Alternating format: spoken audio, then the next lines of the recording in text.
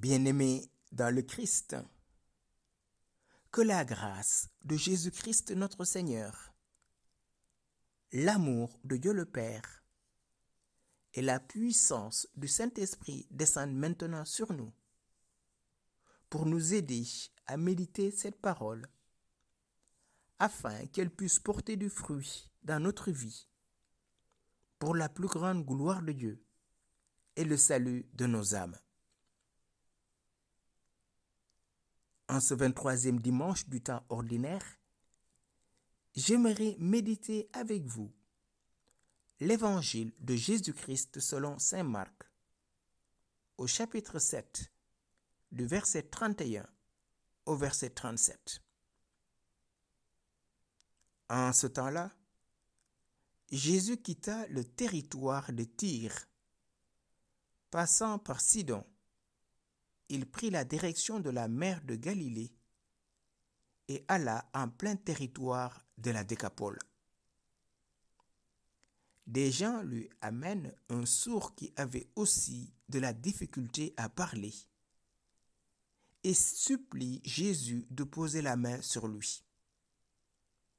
Jésus l'amena à l'écart, loin de la foule, lui mit les doigts dans les oreilles et avec sa salive lui toucha la langue.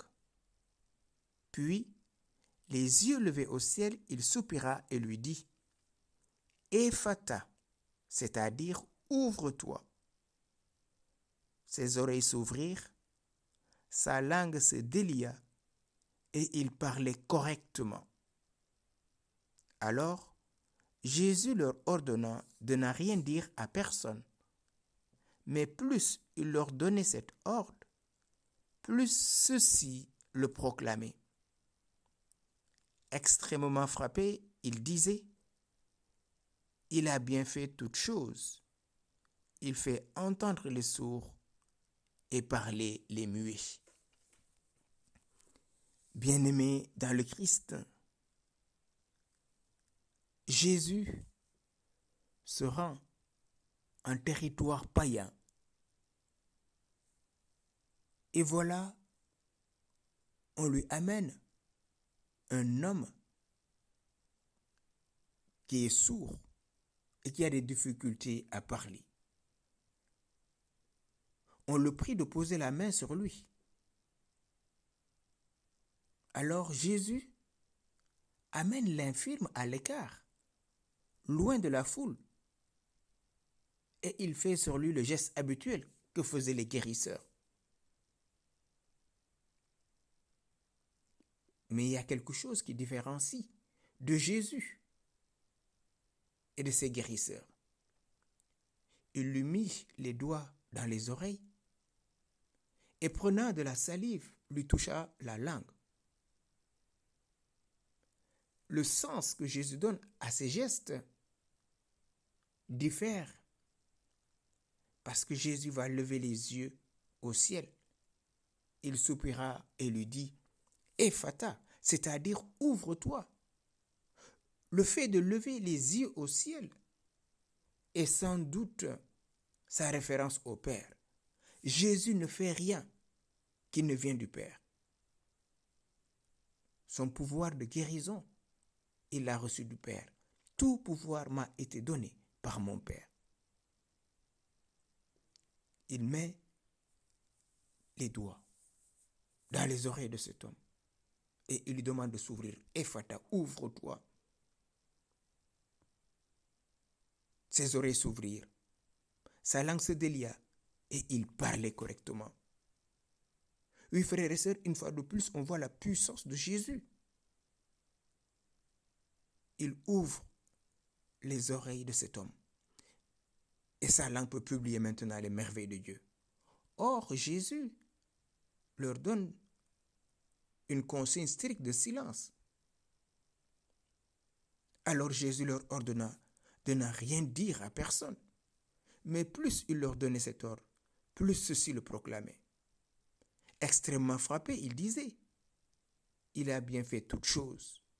Il fait entendre les sourds et parler les muets. » Sans le savoir, puisqu'ils sont des païens. Ils sont en train de citer l'Écriture, bien sûr en référence à Genèse 1, verset 31. Tout ce que Dieu a fait est bon. Oui, frères et sœurs, Jésus fait entendre les sourds et parler les muets.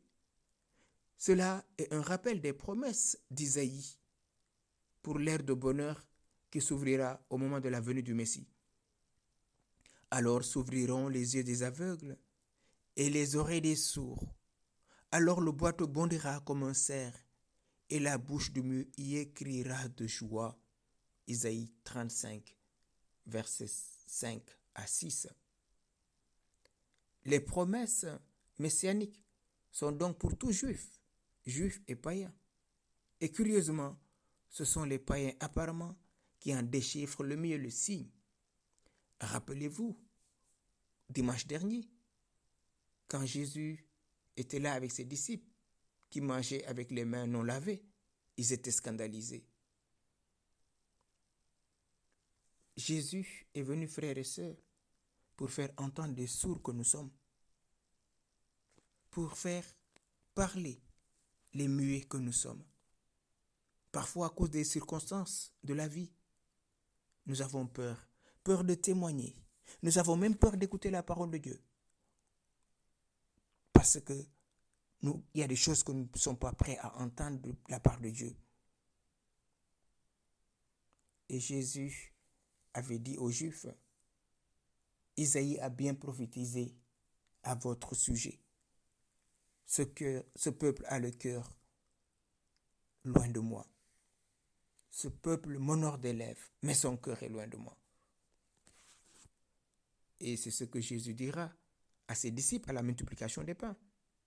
Vous ne saisissez pas encore et vous ne comprenez pas. Avez-vous le cœur endurci? Vous avez des yeux et vous ne voyez pas. Vous avez des oreilles et vous n'entendez pas. Et cela, frères et sœurs, c'est un appel pour nous.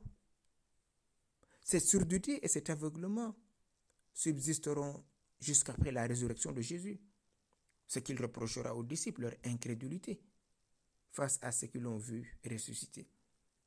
Aujourd'hui, Jésus, en allant dans le territoire des païens, c'est-à-dire auprès de chaque personne, de chaque femme qui ne le connaissent pas encore, a besoin de notre témoignage, a besoin de notre bouche pour parler des merveilles qu'il a accomplies dans notre vie. Ephata, ouvre-toi. Ce que nous faisons à chaque baptême, en demandant au Seigneur lui-même d'ouvrir cet homme à sa parole.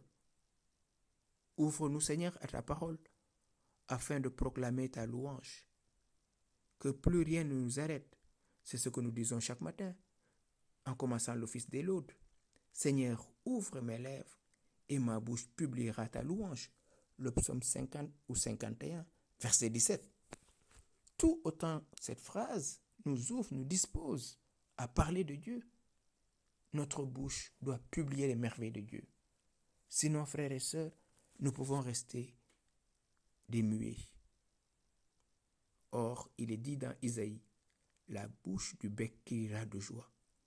Entrons dans cette joie que Jésus nous promet, pour qu'avec lui, en lui et avec lui, nous puissions plaire au Père en toutes choses. Croire que lui, l'envoyé du Père, est venu distiller nos yeux, est venu nous introduire dans cette intimité avec le Père. Saint-Esprit, ouvre-nous à la puissance du Christ. Aide-nous maintenant à écouter sa parole. Que cette parole, comme un glaive, vienne guérir notre surdité, vienne guérir notre mutisme. Tu es descendu sur les apôtres. Ils n'ont plus peur. Ils ont annoncé la bonne nouvelle. Viens maintenant dans nos cœurs pour y dissiper toutes les ténèbres. Ô Saint-Esprit, viens consumer en nous toute résistance, tous ces blocages qui nous retiennent, toutes ces peurs qui nous inhibent. Ô Saint-Esprit, manifeste maintenant ta gloire. Touche-nous, guéris-nous, libère-nous, Saint-Esprit.